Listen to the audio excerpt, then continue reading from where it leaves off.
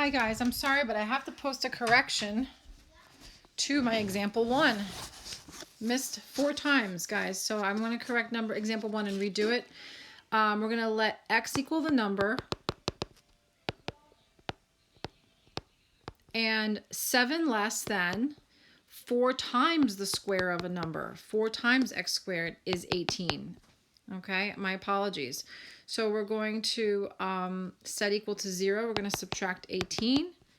And this is going to give me 4x squared minus 25 equal to 0. I do have a GCF. Actually, no, I don't have a GCF. No, sorry. So I'm going to factor as just difference of squares. This is going to be 2x plus 5 times 2x minus 5 equal to 0. And now I set up two equations. Either 2x plus 5 is equal to 0 or 2x minus 5 equals 0. In this first situation, I subtract 5 and then divide by 2. So 2x equals negative 5 halves. And in the second one, I add 5.